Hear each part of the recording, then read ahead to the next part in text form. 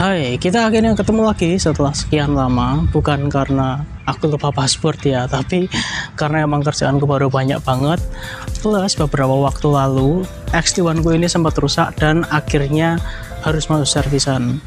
Tapi tenang aja, saat ini kameranya sudah balik, kita sudah punya kameranya sekarang, dan hari ini kita sudah ada di Taman Balai Kambang, Kota Surakarta. Jadi ngomong kita baru ada di lokasi yang estetik, kali ini aku akan kasih tahu kalian gimana caranya membuat foto dari kamera Fujifilm kalian lebih estetik juga dengan bantuan Fujifilm Recipe.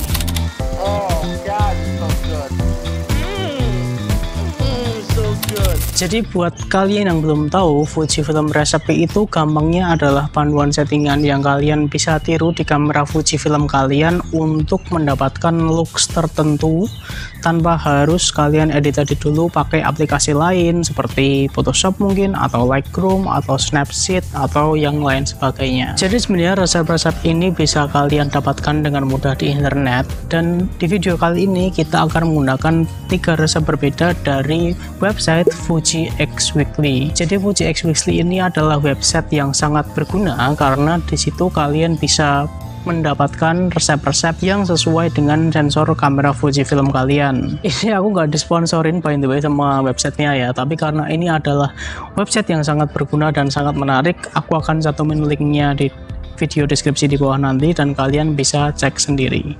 Oke, karena kali ini aku pakai kamera Fujifilm X-T1 dan Fujifilm X-T1 ini menggunakan sensor X-Trans 2, aku akan cobain 3 resep berbeda dari Fujifilm X Weekly. 3 resep ini adalah Pro Film, Kodak Platinum 200, dan Jones Classic Chrome. Jadi langsung aja kita coba film simulation yang pertama, yaitu Pro Film. Jadi untuk Pro Film ini basicnya dia menggunakan simulation Pro Neck High, dan untuk detailnya nanti aku akan coba tulis di sini ya, atau kalian juga bisa cek langsung di website resminya. Dan menurut si pembuatnya, resepi ini warnanya mirip-mirip dengan hasil dari Fujicolor Pro 160C atau Kodak Portra 160 VC. Nah jujur aja aku nggak bisa komentar banyak soal bener enggaknya statement ini karena aku belum pernah coba langsung pakai 2 roll film yang disebutkan tadi. Tapi secara foto yang dihasilkan pakai resep ini, aku bisa lihat memang fotonya punya kesan film like yang lumayan kuat ya. Bahkan in fact hampir semua resep yang kita coba hari ini memiliki nuansa yang mirip-mirip, yaitu menyerupai atau mirip dengan kamera film analog, tentunya dengan keunikannya sendiri-sendiri. Overall, kalau aku coba menyimpulkan karakter fotonya, aku akan bilang ini adalah tipikal gambar yang soft, highlightnya nggak terlalu keras, shadownya juga terasa lebih terangkat. Warna birunya kalau aku bilang sih lumayan teredam ya, dan ada sedikit tint warna kekuningan di fotonya. Oke, untuk resep yang kedua kita akan coba pakai Kodak Platinum 200. Seperti namanya, resep ini mencoba untuk mendapatkan gambar yang mirip dengan ketika kalian menggunakan kamera Kodak.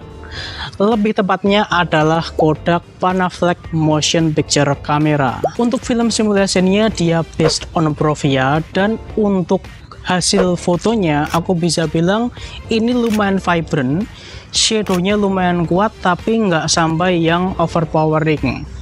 Satu hal yang menarik dari resep ini adalah dia menggunakan settingan DR Auto. Normalnya kalau dia pakai settingan DR Auto, artinya kamera akan mencoba menyesuaikan dynamic range berdasarkan settingan ISO kalian. Tapi di sini karena dia juga menggunakan settingan auto ISO, jadi hasil fotonya itu bisa aku bilang lumayan bervariasi tergantung pencahayaan di lokasi saat kalian mengambil foto. Ini menurutku bisa menjadi deal breaker kalau kalian adalah fotografer yang strict dan pengen hasil gambar yang relatif stabil. Tapi kalau buat aku lumayan senang pakai resep ini karena dengan adanya auto ISO dan auto DR, aku rasa resep ini lumayan versatile buat aku pakai hunting dimanapun dan di dalam kondisi pencahayaan apapun.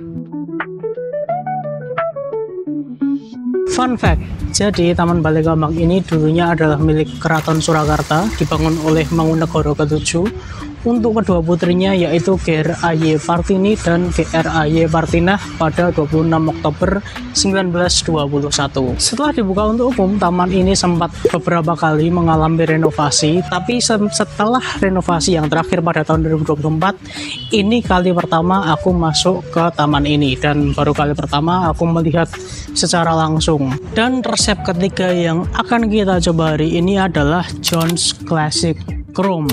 Nah, sesuai dengan namanya, resep kali ini based on Classic Chrome Simulation ya. Dan di website resminya tertulis kalau resep ini feel-nya mirip dengan emulsi film Kodacolor, Portra 400, Ultra Max atau Fujicolor C200. Aku belum pernah coba film-film yang disebutkan ini karena harga film di Indonesia itu sangat tidak ramah di kantong ya. Jadi aku belum pernah coba sama sekali. Tapi seperti yang kalian tahu, aku suka banget sama film simulation Classic Chrome di kamera Fujifilm. Dan ketika aku tahu ada resep yang basicnya adalah Classic Chrome, sudah pasti aku akan cobain dan sudah pasti aku akan buat video untuk channel YouTube yang nggak konsisten upload ini. Dan overall ini di luar ekspektasiku ya, karena gambarnya itu memang sangat berbeda dari Classic Chrome biasa. Dan satu hal yang menarik adalah resep ini menggunakan DR atau Dynamic Range 400. Artinya kalian harus pakai ISO yang cukup tinggi, dan ISO tinggi ini ketika dikombinasikan dengan noise reduction di -2 ya, resep ini menggunakan NR atau noise reduction -2. Artinya kalian akan mendapatkan gambar yang grainy, gambar yang noise khas kamera analog.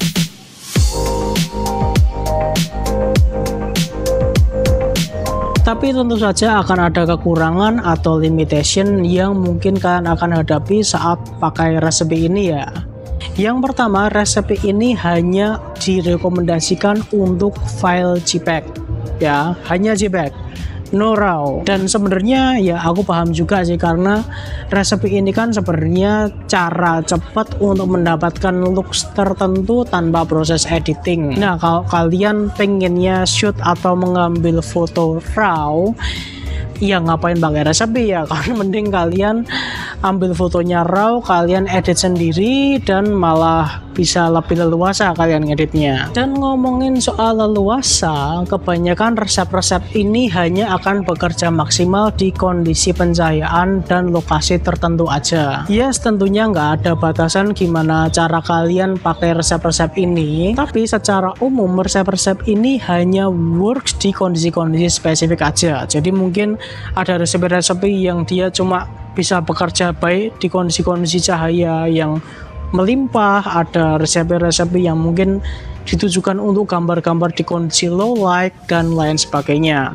Ini sangat wajar, sangat common, dan emang ini salah satu limitation yang mungkin kalian akan hadapi ketika kalian pakai resep. Oh ya, satu lagi, kalian sebenarnya bisa save beberapa resep dalam satu kamera menggunakan fitur custom di kamera kalian. Tapi untuk kamera Fujifilm X-T1, aku menemukan kendala di mana aku hanya bisa save satu settingan color shift untuk white balance. Jadi misalkan aku punya resep yang sama-sama pakai white balance auto, tapi yang satu shiftingnya di +5 red +5 blue, terus yang satunya misalkan di -5 red -5 blue, maka yang ke save adalah settingan color shift yang terakhir kalian pakai. Jadi kalian nggak bisa simpen keduanya. Aku nggak tahu apakah ini cuma masalah yang terjadi di kamera X-T1 atau kamera-kamera Fujifilm yang sudah lebih berumur, atau ini juga masalah yang bisa kalian temukan di kamera lebih baru seperti X-T4 atau X-T5. Kalau kalian udah ada yang pernah nyobain, silahkan coba tulis pengalaman kalian di kolom komentar, karena ini lumayan annoying dan aku pengen tahu apakah ini cuma masalah di kamera tua atau bahkan di kamera-kamera Fujifilm yang baru pun masalah ini masih terjadi.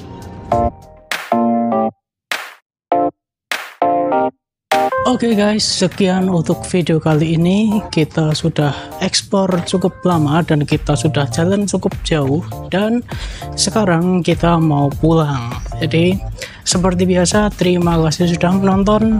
Silahkan di like dan subscribe, dan kita ketemu lagi di video selanjutnya.